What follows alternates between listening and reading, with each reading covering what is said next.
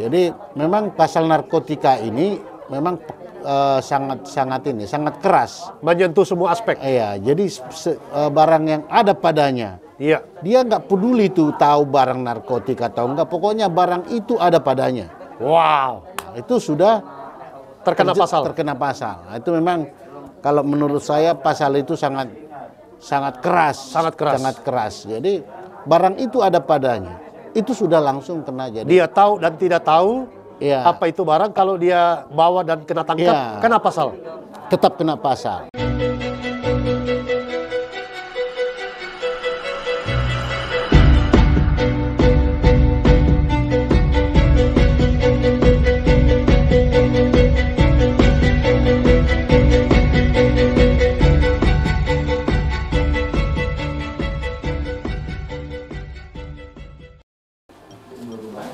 Jumpa lagi bersama Ritson Manyonyo. Sahabat disabilitas dimanapun berada yang menyaksikan video ini, hari ini hari spesial benar-benar. Elsafan, hari spesial, tepuk tangan dulu dong Elsafan. Luar biasa. Bahagia sekali karena Yayasan Elsafan di Betung Raya 49 Pondok Bambu Durensawi, Jakarta Timur kedatangan para sahabat-sahabat spesial, yaitu dari Badan Narkotika Nasional Provinsi DKI Jakarta. Dan kali ini di samping saya telah hadir pribadi yang sangat menginspirasi dan paling kami hormati, Brigjen Pol Tagam Sinaga. Selamat berjumpa Bapak. Selamat berjumpa Pak Rison, selamat pagi. Sehat Pak? Sehat Pak, sehat. Sehat ya? Sehat. Baik. Puji Tuhan. Dalam kesempatan kali ini, kalau boleh tahu, BNNP Provinsi DKI Jakarta hadir di Yayasan Elsafan dalam rangka apa? Pertama program kita Pak, program kegiatan kita dalam rangkaian acara Paskah. Paskah ya? Paskah, kemudian kita rekan-rekan kita yang dari BNN yang khususnya beragama Kristen, kemudian kita terketuk mau berbagi berkat, mengunjungi Yayasan Elsafan. Dan ini menjadi program tahunan ya, program kita, Pak Sinaga ya. Siap. Ya, tidak hanya Kristiani ya, tapi kalau di perayaan-perayaan agama lain juga pasti hadir ya. Ya, kita kalau kegiatan yang lain juga mengunjungi panti-panti yang Muslim juga kita hadir Pak di sana. Siap. Tuh. Hari ini Pak Jenderal dengan berapa orang tim dari BNNP Provinsi DKI Jakarta? Kita enggak banyak Pak, ada 8 orang saja. Iya. 8 orang. Baik. Setelah menikmati kegiatan bersama anak-anak tunanetra sebagai warga binaan sosial Panti Tunanetra Elsafan, bagaimana tanggapan Pak Sinaga? Ya, pertama saya merasa berterima kasih telah diterima Pak dengan baik di yayasan beserta tim. Kemudian yang kedua, saya merasa bangga Pak hadir di sini karena melihat anak didik dan motivasi selaku direktur Pak Ritson sangat luar biasa bagaimana mengembangkan sumber daya manusia yang menjadi potensial, yang menjadi bermanfaat baik bagi dirinya sendiri, ternyata mereka juga bisa bermanfaat bagi orang lain. Itu salah satu yang menurut saya yang sangat-sangat saya banggakan Pak melihat secara langsung kegiatan ini.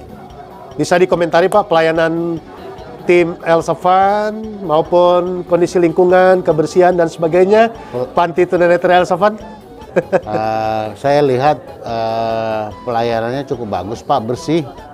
Kemudian ada peraturan seperti masuk ke ruangan harus buka sepatu, buka ini, sehingga tempat kita ini nyaman Pak untuk dikunjungi. Protokol kesehatannya Pak, bagaimana Pak? Protokol kesehatan, mulai tadi kita masuk harus cuci tangan. Kemudian kita diperintahkan untuk cek suhu, lalu kita wajib pakai masker dan jaga jarak. Siap. Sudah mengikuti protokol kesehatan. Kita berterima kasih sudah mendukung ikut program pemerintah Pak. Itu. Siap. Apa yang dibayangkan Pak Jenderal waktu akan mengunjungi Panti Tunanetra sebelum berjumpa dengan Elsafan? Ya, jadi kita memang udah beberapa pilihan kemarin. Kebetulan saya minta tolong sama istri, kira-kira ke mana kita ini? Kita pilih satu lah. Kemudian istri saya berkomunikasi dengan Ibu Mary, kita pilihlah tempat ini. Tuh, Pak. Jadi ya kita merasa bangga lah bisa hadir di sini, dan saya juga khususnya bangga sekali melihat Bapak yang punya motivasi. Ya, jadi kita lihat motivasi dan semangat kalau kita di TNI Polri, semangat juang itu, jiwa petarung Bapak itu luar biasa. Siap. Saya lihat itu. Tidak mudah menyerah. Siap. Gitu. Bagaimana penampilan, performance Elsa Van Benz dan para penyanyinya, Pak? Wah, penyanyinya juga suaranya bagus, terutama tadi yang ingin menjadi Bu Dwi-Dwianita yang baru damani suaranya sangat tinggi tadi. Kemudian suara lagunya sangat dihayati. Demikian juga pemain drum, gitar. Memang mereka ada seperti ini talenta tersendiri. Talenta tersendiri walaupun mereka tidak melihat secara fisik, sehingga pendengaran dan pemain musiknya jauh lebih kita bisa nikmati. Luar biasa ya. Saya rasa ada di daerah Toba Samosir tadi, lagu-lagu Batak tadi dinyanyikan. Ya, kebetulan di pegawai kita Pak ada beberapa yang dari Medan, sehingga kita merasa di sini ya seperti di Toba juga nih, seperti lagunya juga lagu-lagu Medan. Baik, yang ada kaitannya dengan BNN, izin Pak Jenderal update bagaimana kegiatan BNN Provinsi DKI Jakarta di DKI Jakarta. Ya, kita DKI Jakarta ini masalah narkotika kita urutan ketiga. Wow, Pengguna narkotika di Indonesia. cukup besar. Ya, pertama Sumatera Utara. Ini hasil penelitian terakhir. Yang kedua Sumatera Selatan, yang ketiga kita. Angka kita itu sekitar 4,05%. 4,05% pengguna narkotika. pengguna narkotika di nasional. Secara nasional. Wow. Kemudian kesepakatan negara-negara di dunia itu batas toleransi hanya 2%. Wah, kita melampaui ya. Kita sudah melampaui. Kemudian kita melaksanakan beberapa pencegahan, pemberdayaan, termasuk juga untuk rehabilitasi. Iya. Karena penanganan narkoba tidak bisa hanya dilakukan dengan penegakan hukum, tapi juga pencegah, memberdayakan, dan merehabilitasi orang-orang pengguna. Merehabilitasi orang-orang pengguna narkotika sehingga mereka sembuh. Dengan kesembuhannya mereka tidak akan menggunakan. Iya. Itu yang sudah kita lakukan. Iya. Dan rencana ke depan yang terdekat ini oleh BNNP Provinsi DKI Jakarta? Ya, kita karena terlalu banyak spot-spot kerawanan narkotika, sehingga kita membuat sebuah contoh contohan seperti Kelurahan Bersinar. Kelurahan Bersinar. Bersinar, bersih. Apa artinya? Bersih dari narkotika. Bersih dari narkotika. Ya. Pondok Bambu bersih? Ya, kita nanti kemarin kita udah ketemu dengan Kak Kanwil Kementerian Hukum dan HAM. Rencananya nanti rutan lapas Pondok Bambu akan dibuat salah satu lapas bersinar. Jadi, selain desa bersinar, ada juga nanti lapas bersinar. Izin Jenderal, Elsa Van di Pondok Bambu sebulan sekali hadir di sana untuk memberikan motivasi, inspirasi kepada para orang-orang narkoba yang ditahan di sana, Jenderal. Oh, bagus sekali. Ya, kami terlibat untuk proses itu. Oh, bagus sekali. Nanti bisa kita padukan, Pak. Nanti kalau misalnya kurang tenaga dalam memberikan ceramah-ceramah narkotika, kami punya tim yang bisa membantu atau memberikan penyuluhan-penyuluhan di sana. Luar biasa. Baik, Brigjen Pol Tagam Sinaga, bagaimana, apakah ada pengalaman selama ini atau mungkin dalam data penyandang disabilitas ini dilibatkan sebagai kurir atau apa saja namanya oleh para bandar-bandar dan mafia itu? Jadi saya punya pengalaman pribadi, pengalaman tugas ketika saya Kapolres di Labuhan Batu, Rantau Prapat, Ya. Sumatera Utara. Tahun 2006 apa 2007 saya lupa tahunnya. Tapi ketika itu saya menjabat di sana selaku Kapolres. Ada dimanfaatkan oleh jaringan narkotika kepada penyandang Disabilitas. Kemudian dikirim dari Medan, mereka membawa naik kereta api, kemudian membawa ganja. Masing-masing suami istri membawa 5 kilo, 5 kilo. Wow. Dibawa. Ternyata mereka ditangkap sama anggota kita. Lalu diproses, dilakukan penyidikan. Ternyata mereka sudah 2 kali melakukan. Wow. Karena dia membawa narkotika begitu besar, kita tidak mungkin proses. Tetap kita proses dia secara hukum, namun kita ajukan, kita koordinasi dengan jaksa agar tuntutannya tidak tinggi, karena memang kita jelaskan mereka hanyalah sebagai kurir yang tidak mengetahui Korban. Jadi memang pasal narkotika ini memang sangat keras, Menyentuh semua aspek. iya. Jadi barang yang ada padanya, Iya. dia nggak peduli tuh tahu barang narkotika atau enggak, pokoknya barang itu ada padanya. Wow. Itu sudah Terkena pasal. Terkena pasal. Nah, itu memang kalau menurut saya pasal itu sangat keras. Sangat keras. Jadi barang itu ada padanya. Itu sudah langsung kena. Jadi Dia tahu dan tidak tahu iya, apa itu barang, kalau dia bawa dan kena tangkap, Iya. kena pasal. tetap kena pasal. Wow. Kemudian kita dari segi humanisnya kita mendatangi, kita berkoordinasi dengan jaksa, berkoordinasi dengan hakim supaya menjelaskan, karena awal prosesnya kan dari Polri, Iya. dari penyidik, menjelaskan bahwa kasus ini memang si kurir ini tidak mengerti apa-apa, Iya. tidak tahu apa-apa, Dimanfaatkan. dimanfaatkan. Jadi kalau boleh ini tuntutannya jangan terlalu tinggi, kemudian hukuman vonisnya juga jangan terlalu berat. Iya. Ya terakhir memang hanya diberikan sepotong tahanan, kemudian setelah selesai vonis dia udah bisa keluar. Brigjen Pol Tagam Sinaga, apa yang ingin Bapak sampaikan melalui channel Ritson Manyonyo ini, yang penontonnya hampir sebagian besar adalah penyandang disabilitas, nasihat arahan Bapak sebagai Kepala BNN Provinsi DKI Jakarta terhadap orang tua, terhadap keluarga, untuk selalu mengingatkan anggota keluarga mereka yang disabilitas agar waspada terhadap pemanfaatan oleh jejaring narkoba.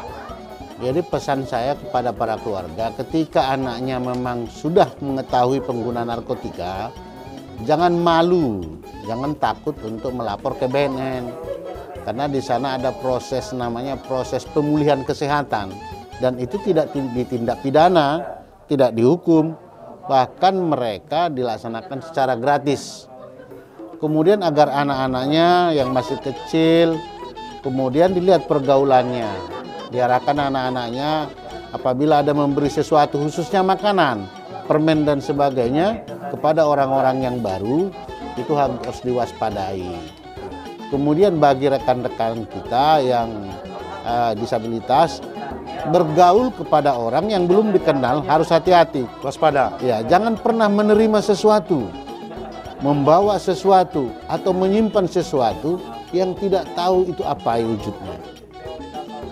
Tidak tahu dia bentuknya. Jadi jangan sampai mereka tidak tahu menahu tapi terjerat tindak pidana narkotika. Karena pasal itu tadi. Iya.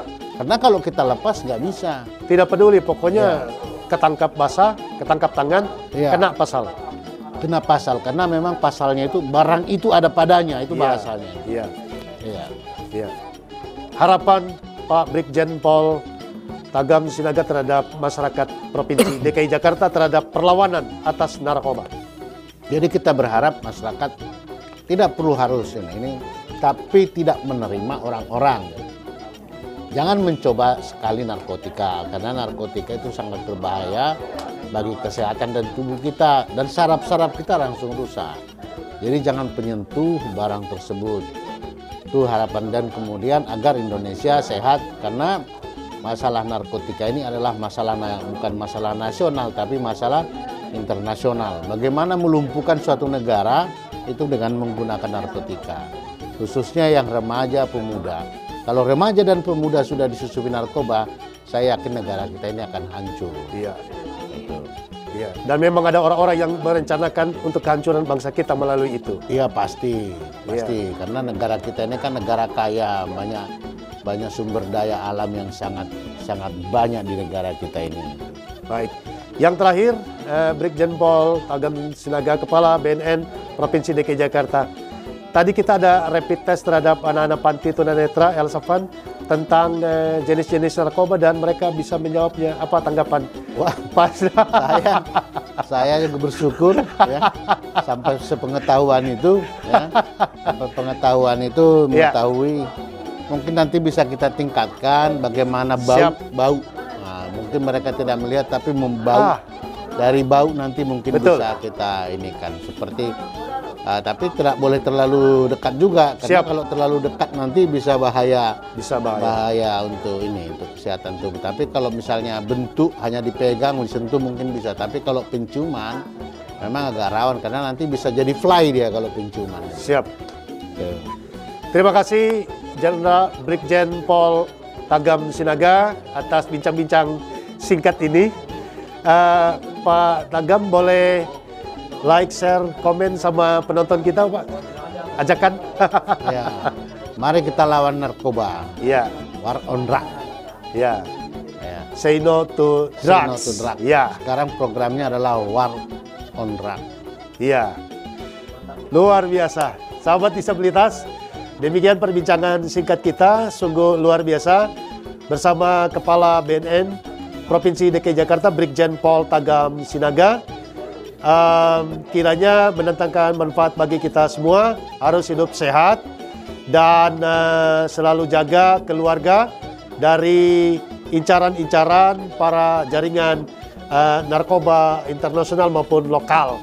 Nah, oleh karena itu, untuk menjadi pribadi yang sehat, yang kuat, yang bermanfaat bagi bangsa, marilah kita selalu melihat apa yang tidak pernah bisa dilihat oleh mata orang biasa. Dan jangan lupa like, share, komen, subscribe, serta nyalakan lonceng dan notifikasinya. Serta patuhi semua protokol kesehatan, jaga jarak, pakai masker, jauhi kerumunan, cuci tangan pakai sabun di air yang mengalir. Dan akhirnya, dalam rangkaian Paskah ya, Abang ya, bisa ada ucapan selamat Paskah, silakan. Selamat Paskah untuk kita semua, khususnya untuk Yayasan El Safan yang merayakannya. Terima kasih, selamat Paskah juga. Saya Ritson Manyonyo. Saya Brigjen Tagam Sinaga. Indonesia inklusi, disabilitas maju dan sejahtera.